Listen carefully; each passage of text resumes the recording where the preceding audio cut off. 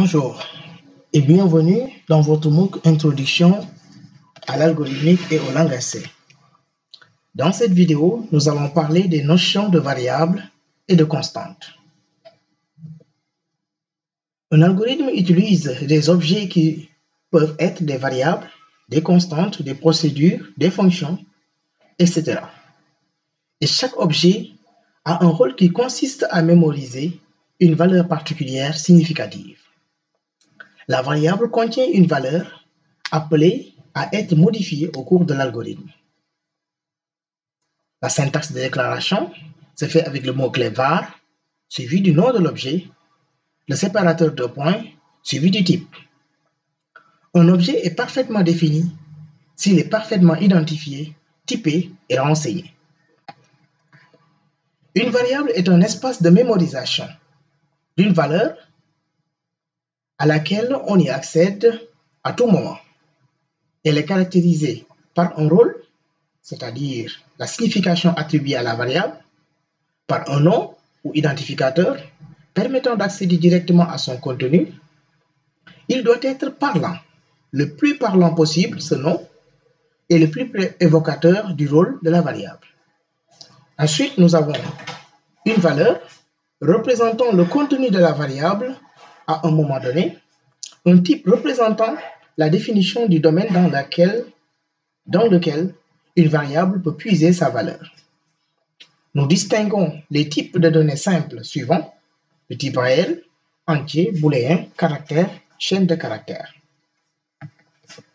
Pour la déclaration des variables, nous utilisons en algorithmique le mot réservé var qui apparaît en une seule fois dans le bloc déclaratif de l'algorithme ou bien d'un sous-programme. Le nom d'une variable est caractérisé par le fait qu'il commence par un caractère alphabétique minuscule ou bien le caractère spécial underscore ou souligné. Le nom d'une variable ne peut pas contenir d'espace ni de caractères spéciaux, mis à part le caractère underscore ou souligné en français. En langue C, il n'y a pas de mot spécifique pour la déclaration, comme à l'image de l'algorithme, on utilise le mot-clé var, et la syntaxe de déclaration d'une variable en langue C est la suivante. Nous avons le type de la variable, espace, le nom de la variable. La déclaration d'une variable permet de réserver un espace mémoire où stocker la variable ou bien où stocker la valeur de la variable. Sans affectation de données, la variable contient ce qui s'y trouvait dans cet emplacement précédemment. On peut donc affecter une valeur initiale à la variable lors de sa déclaration et dans ce cas, on parle d'initialisation. Toutefois, cette étape d'initialisation est impérative avant la première utilisation de la variable. L'affectation consiste à associer une valeur à une variable. Donc, un espace mémoire destiné à contenir cette valeur. En algorithmique, la convention la plus répandue utilise le symbole flèche orienté vers la gauche comme opérateur d'affectation. Et donc, pour faire une affectation, donc on a le nom de la variable, flèche orientée vers la gauche, suivi du valeur de la variable, de la valeur plutôt. La déclaration d'une variable ne permet pas de réserver un emplacement mémoire pour stocker une donnée dans cette variable. Il faut donc faire une affectation. Opération d'affectation donc se fait en langue C avec maintenant l'opérateur égal. Donc, et à partir de ce moment, on précise explicitement la donnée à stocker dans l'emplacement qui a été réservé à ce point. Pour stocker la valeur d'une donnée, dans la variable que l'on a appelée nombre pair, il faut donc écrire nombre pair égale 2. Ici, nombre pair est le nom de la variable, égal est l'opérateur d'affectation et 2 est la valeur qui est affecté maintenant à la variable nombre pair. Pour stocker le caractère A, dans la variable que l'on a appelée caractère, il faudra écrire donc caractère égale A encadré par les codes simples pour spécifier que c'est un caractère. La constante, maintenant, contrairement à la variable qui est appelée à modifier sa valeur au cours du programme, ou bien peut accepter une modification de sa valeur au cours du programme, la constante retient une valeur qui ne change pas au cours du programme. On ne peut en aucun cas modifier sa valeur et celle-ci doit être définie lors de sa déclaration. Et donc, la définition d'une constante se fait comme suit. En algorithmique, on utilise le mot-clé const ou constante, dans certains cas, suivi du nom de la constante, avec maintenant l'opérateur égal, suivi de la valeur.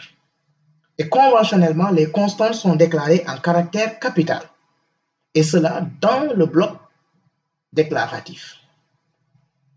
Les constantes sont déclarées en premier par rapport aux variables dans le bloc déclaratif.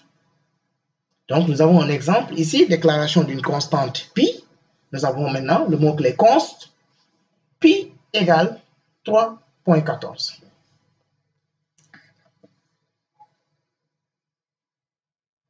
En langage C, donc la déclaration se fera avec le mot-clé ou bien l'expression préprocesseur que l'on appelle JSDefined.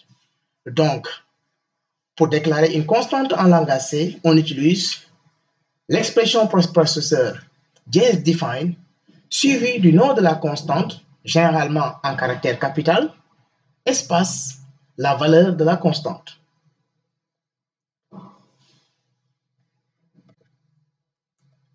Et donc, nous avons ici un algorithme, un exemple d'algorithme en pseudocode. Et donc, dans cet algorithme, dans cet exemple, on utilise des variables et des constantes. Nous avons une première déclaration de constante en pseudocode. Const pi est égal à 3,14. Ensuite, la déclaration des variables. Var rayon, donc la variable du nom rayon, qui a un type réel. Ensuite, la variable S, qui a pour rôle de stocker la surface du cercle qui sera calculé, et donc qui a un type aussi réel. Et donc, cela en langage C nous donne JSDefine pi 3.14. Cette deuxième ligne permet de déclarer la constante pi ayant comme une valeur qui ne changera pas au cours du programme 3,14. Ensuite, nous avons la déclaration des variables rayon et surface, ou S, comme si on veut se référer à exactement les mêmes expressions utilisées en pseudocode. Donc, on a ici float rayon qui permet de déclarer la variable rayon de type réel. Ici, c'est un nombre flottant, c'est-à-dire un nombre à virgule flottant. On va y revenir dans notre prochaine présentation. Ensuite, surface ou S float pour stocker maintenant la surface du cercle qui sera calculée dans la suite du programme. Selon l'endroit où la variable est déclarée, nous distinguons deux types de variables, ce qu'on appelle une variable locale et une variable globale. Selon l'endroit où la variable est déclarée, donc sa visibilité peut varier. On parle de variable globale et de variable locale, comme dit plus tôt. Pour la variable globale, la visibilité s'applique partout dans le programme ou partout dans l'algorithme, c'est-à-dire qu'il peut être utilisé n'importe où dans l'algorithme ou dans le programme. Et concernant maintenant le deuxième type de variable, à savoir la variable locale, dépend de là où elle est déclarée. Et donc, nous avons maintenant la portée, la visibilité des différentes variables, types de variables, selon l'emplacement de déclaration. Donc, si c'est au niveau du bloc déclaratif, du programme ou de l'algorithme, donc on parle de variable globale et donc utilisable partout dans le programme.